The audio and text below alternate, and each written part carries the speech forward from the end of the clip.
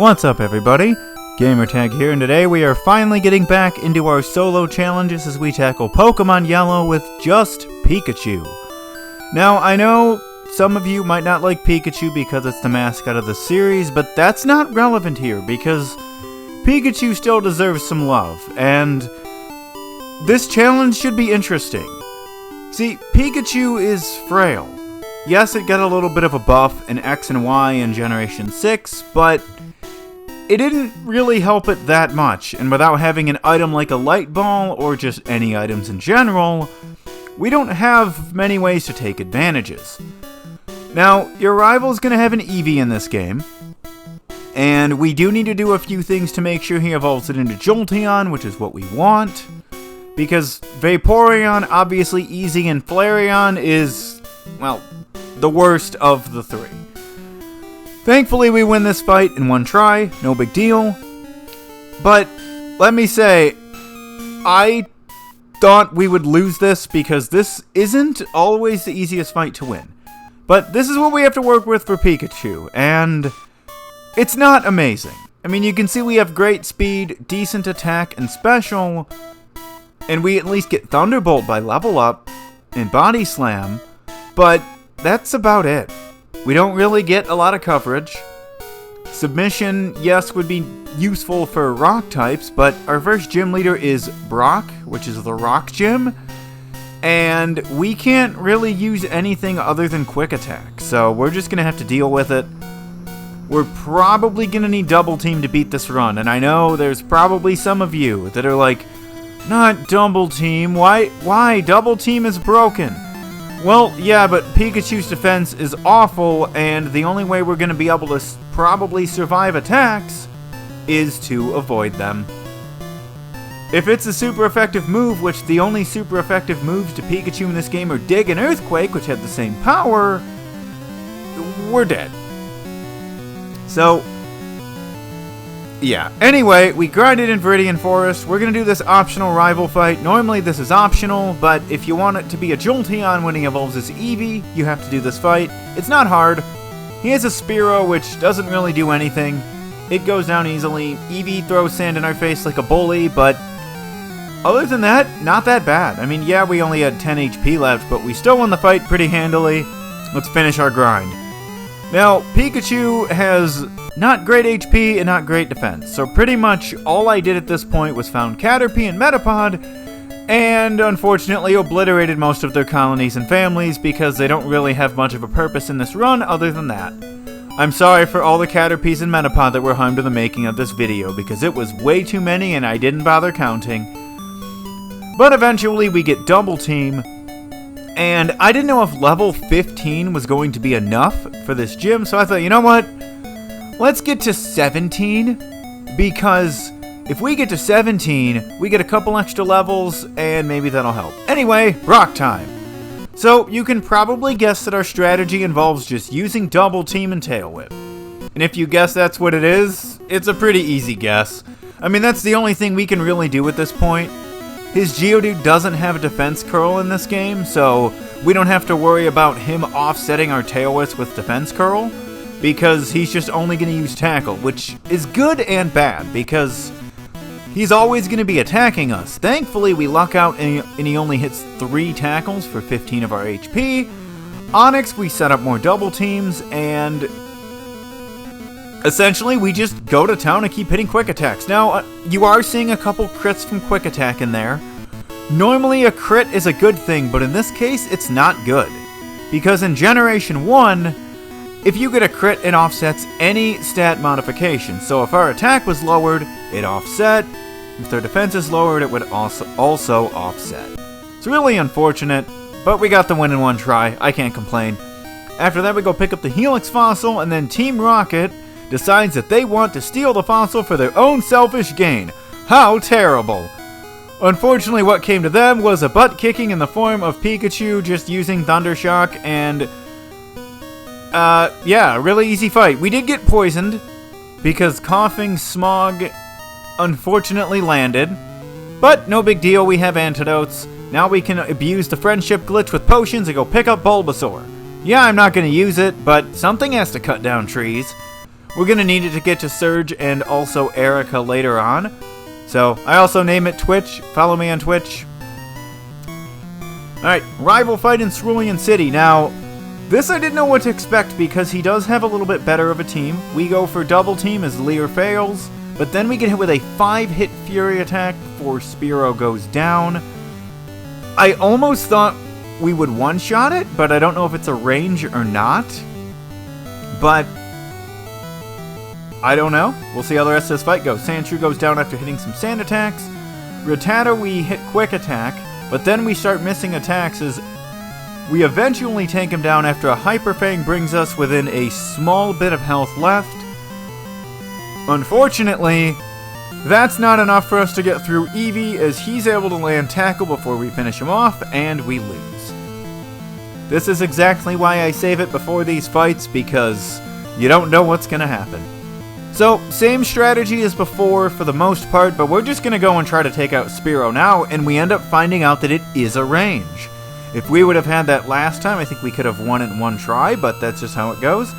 Sandshrews back to throwing sand in our face like a bully, but it's fine because we take him out in 2 hits after we use a Tail Whip.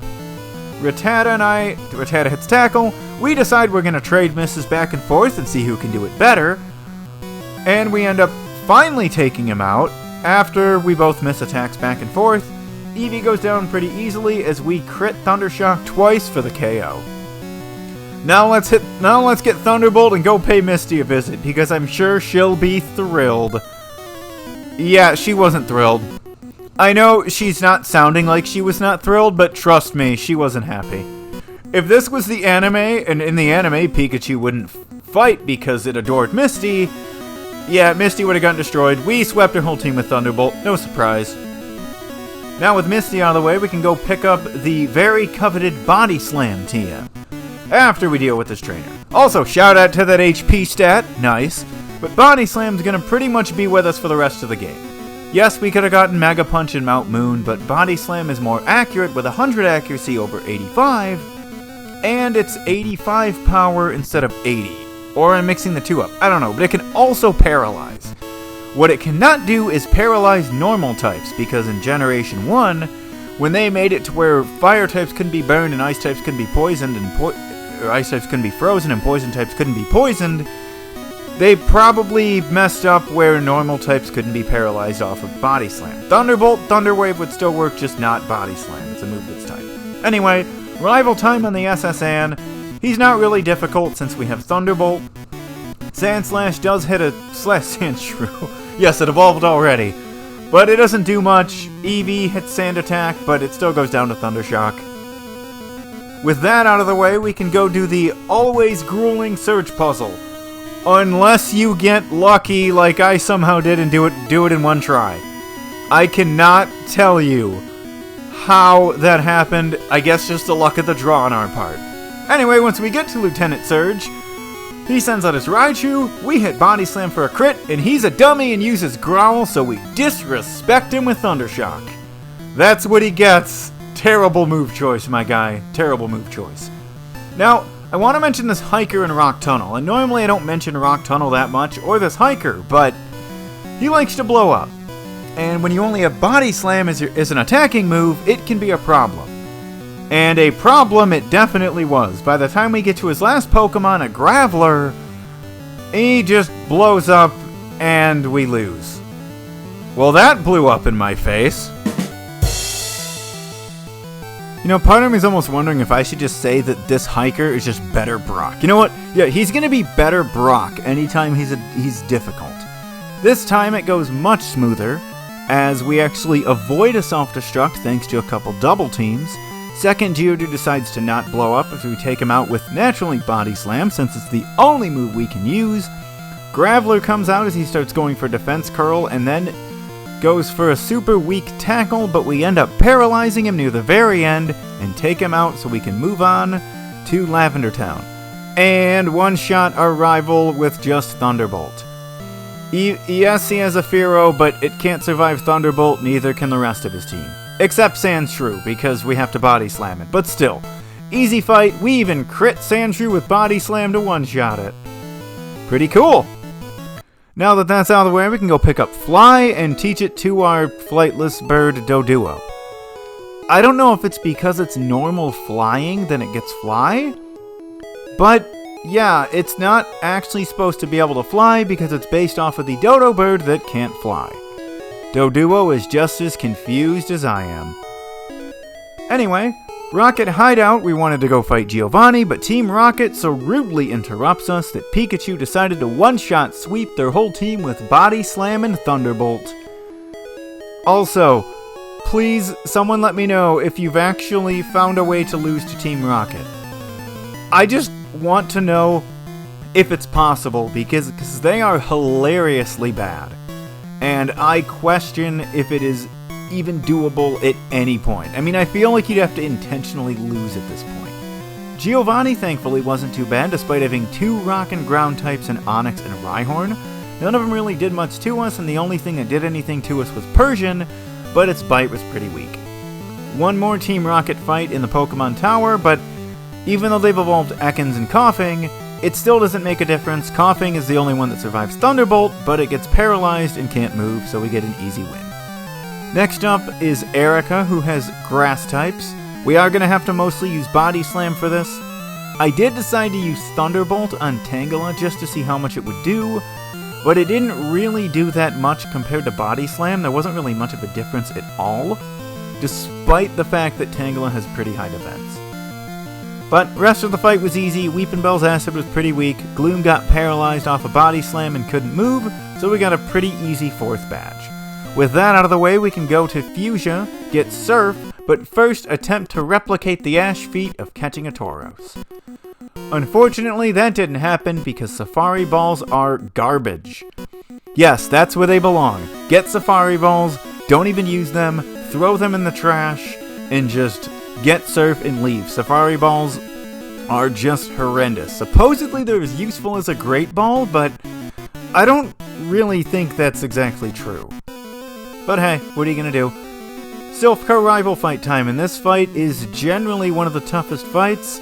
Starts out with Sandslash being a bully and throwing sand in our face, but it didn't really mess us up too bad as we were able to get through Ninetales pretty easily after he tried to Roar and then crit a quick attack. Roar cannot work in trainer battles, by the way, it only works in wild encounters, so basically a wasted move. Cloyster goes down to Thunderbolt, Kadabra goes down to Body Slam, Jolteon crits a double kick for most of our health, but thanks to his poor move selection after that, we end up getting the win. All he needed was double kick and he probably would have won. What are you gonna do? Before we can go fight Giovanni though, we have to fight Team Rocket one last time, and it is another one-shot sweep. No surprise here. We have 20 levels on them, there was no way they were winning. We could have probably used, still had Thunder Shock and probably still won this fight. Anyway, let's get Giovanni out of the way.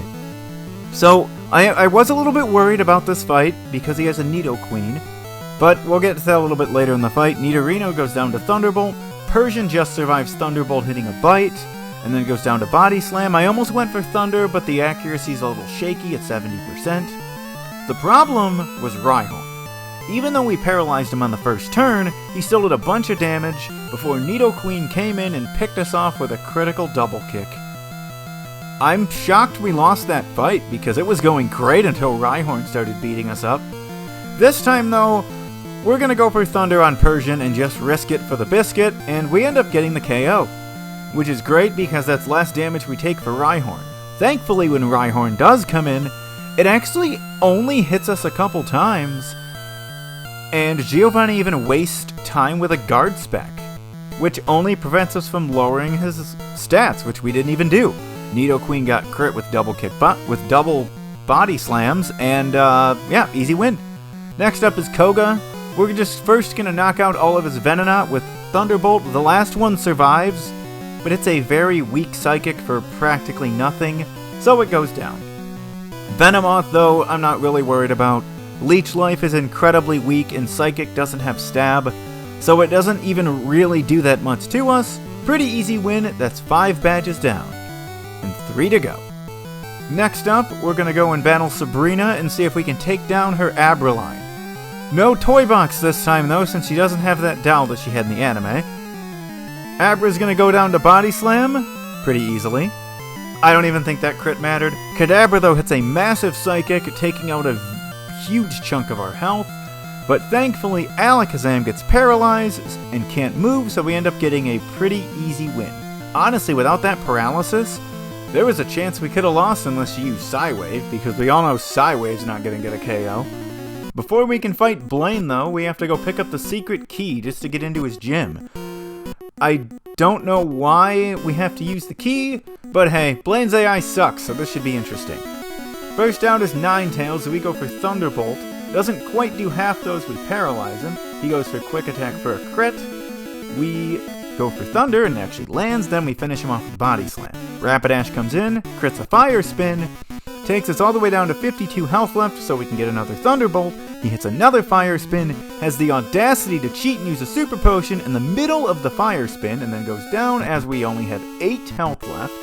Our Canine goes for Reflect, but thanks to the range, retroactive Super Potion, so we win because our Canine couldn't even attack. And this is why I said Blaine's AI is really bad. I don't know why he's a gym leader at this point. Someone should just revoke his license. Before we fight Giovanni, though, we're going to teach Mimic, and I know I'm not going to need Thunder at this point. It's not the most accurate, and Thunderbolt's going to probably carry us for most of this... Actually, probably the rest of this run at this point. First, we're going to set up double teams, and then we're going to Mimic Fisher. Now, I know Fisher's not the most accurate, but I wanted to show how Gen 1 worked with Mimic as opposed to how Mimic works now. Normally, you would just take the last move they use, but yeah, we didn't end up winning this fight, but I wanted to explain Mimic. I don't even think that crit from Earthquake on Nidoking actually mattered, because Nidoking has pretty good attack, and I don't even know if we'd survive Nidoqueens at this point. Anyway, we're going to try this again, and this time, I have a much better strategy. We're going to Mimic Dig. Now, Dig is just as strong as Earthquake in this game, and if we're underground, we can avoid every attack that's not Swift. So, yeah, even Earthquake. If this was Generation 2, we would probably be getting plastered by Earthquake, but it's Gen 1, so we can take advantage of that. Persian's gonna survive Thunderbolt, but miss Slash thanks to Double Team. Also, we're getting boosts from Double Team, by the way. Every time our stats are modified, all our other stats go up by 12.5%. Which, thanks to that, we lived the Earthquake from Nidoqueen. Nidoking we took out. Rhydon's gonna take 2 digs, but he's not able to hit us, so we get the win. It's crazy. Also, if you level up, by the way, those boosts all offset and reset to 0. So, we just gotta make sure we don't level up, but I don't know how often we're gonna be using this glitch anyway. Last rival fight before the Pokemon League, and it starts out pretty rough, losing half of our health to a Slash. Thankfully, though, he doesn't really do anything else to us as we take him out with a critical Body Slam. Would have been nice to turn earlier, but that's how it goes. We do get paralyzed by Execute Stun Spore, though, which could hurt us. Thankfully, though, Ninetales goes for Roar a couple times, which can't affect us, since it's not a wild battle. Cloyster goes down to Thunderbolt, thankfully missing Supersonic. I don't want to have to deal with Parafusion. Kadabra misses Psychic as we take him out with Body Slam, but Jolteon, yet again, has god-awful move selection, so we get the win. I don't know why he just spammed Agility, but hey, I'm not going to complain. Easy win for us. Let's go fight the Pokemon League. After getting through Victory Road, we've got a little bit more levels under our belt, and I think it's time we try this. So, we've got level 65 Pikachu. I know looking at it, our defense is pretty bad, but Pikachu's defense is normally pretty bad anyway. And really, as long as we're not taking like a Hyper Beam or an Earthquake, we'll probably be okay. First up is Ice Trainer Lorelei, and a lot of her team is Water types, but all of them outside of Slowbro are at least part Ice type, so good enough. We're able to Thunderbolt the first 3 as Jinx hits a pretty weak Double Slap. Jinx has pretty bad physical defense, so I was hoping Body Slam would do a little bit more, but it didn't do that much to us. We get confused from Lapras as we hit ourselves, but she goes for Confuse Ray a second time, so we're able to get the knockout pretty easily. Next up is Fighting Trainer Bruno, or 3 Fighting types and 2 Rock types Bruno. Game Freak could have given him a Poliwrath and a Primeape, but they gave him 2 Onix. Hey, it allowed us to mimic Dig, so I'm not going to complain. We also crit the first Onix and take it out with 1 Dig. Hitmonlee and Hitmonchan have awful special in this game, so Thunderbolt's a one-shot. We don't one-shot the second Onix, though, as he goes for a pretty weak Rock Slide. Amazingly, Onix, for its size, has a really bad attack. We even crit Thunderbolt on Machamp and get a pretty easy win. Next up is the always interesting Agatha fight. Now, she's going to lead Gengar. She has 2 of these, by the way. The first one's going to go for Mega Drain. I debated going for Double Team, but I thought Mega Drain would be good. She ends up critting the second Mega Drain, but it's not enough to allow her to get a second attack in as we take her out with Thunderbolt. Golbat goes down to Thunderbolt as well. Haunter takes Thunderbolt, switches to Arbok, retroactive Super Potion because she's in range, then goes down. Then Haunter comes back out and goes down to Thunderbolt. I don't know what she was doing. Anyway, we go for Double Team on the Gengar as she goes for Dream Eater. And I'm not asleep. I don't think she can put us asleep with the second Gengar as well, so we end up getting the win. Next up is Dragon Trainer Lance, and I forgot to heal before this fight, so I'm pretty low. Maybe we can get this win. Gyarados goes down to Thunderbolt. We Double Team as Dragonair hits Slam, nearly taking us out. Body Slam takes it out. Next, Dragonair misses a Hyper Beam, so we're able to take it out with another Body Slam. Aerodactyl goes down to Thunderbolt. Dragonite comes out, takes a critical Thunderbolt, misses Fire Blast, and then another critical Thunderbolt to take it out. Honestly, we probably had no business winning that fight, but absolutely insane luck for Pikachu. Now it's time for the Pokemon Champion. So he has Sand Slash, and Sand Slash has Earthquake. Problem with that is, even with double teams, we can survive 1. But that's about it, which means even if we take an Earthquake, we might as well just reset our game. And I saved it before this fight. Why? Because getting through Sand Slash is going to require more luck than probably this entire Elite Four has taken us, and then some. Several attempts later, we start setting up our double teams, as right out of the gate he starts missing Earthquakes. So we're able to set up 3 double teams, then just start body slamming him down while he's still missing Earthquake. Unfortunately, he's not losing power points from this because trainers don't lose power points. Alakazam goes down to 2 Thunderbolts. Sorry for the move animations, by the way, you cannot turn them off in the champion fight. Despite that they are off, it's just automatic that they're on anyway. Exeggutor hits a Leech Seed as we take him out with a Thunderbolt. As long as we're not getting hit, though, that should be fine as Cloyster goes down to Thunderbolt. Unfortunately, Fire Spin happens, and it crits. The problem with that is every time we're hit with Fire Spin, we are also losing damage from Leech Seed. So by the time we attack Ninetales, it doesn't take us out, and we lose. Cue the Cynthia theme, let's do this! Also, I used rare candies before this fight. I don't know if I necessarily needed them, but I wanted to be a little bit safe just in case we're hit with Fire Spin Leech Seed again, because at least then we'd be able to survive to actually have a chance at getting the win. This time though, we mimic Earthquake on Sand Slash so we can 2-shot it, and we didn't even take a single hit from Sand Slash as well. We got lucky enough to avoid all of the Earthquakes. By the way, this was the first battle I did after the rare candies. Pretty crazy. Exeggutor thankfully misses both Hypnosis. In Generation 1 with Sleep, you do not get to attack the first turn you wake up. Would have allowed us to take some damage though, so all that potential craziness with the rare candies, all for us to not take a hit, and Pikachu has successfully beaten Pokemon Yellow and made its way into the Hall of Fame. So that was kind of a little bit of a bummer. I used the rare candies hoping for a slightly exciting fight with, slightly getting through, and we don't even take any damage. Kind of anticlimactic, I guess, but you know what? We got the win. Next up on the challenge list is Pokemon Emerald with just a Norith and Lily. I'm not going to be evolving these, so I'm expecting a pretty painful challenge. And it's our first Gen 3 run, which is my personal favorite generation. I just have a lot of love for it because I played it for so long, and it has some of the best move animations in the game. Leave suggestions down below in the comment section or in the challenge submission section of the Discord, link in the description. And yeah, leave nicknames if you have those ideas as well. Thank you so much everybody for watching. If you enjoyed the video, hit the like and the subscribe button. I'll catch you guys in the next video. Have a great day. Thanks again.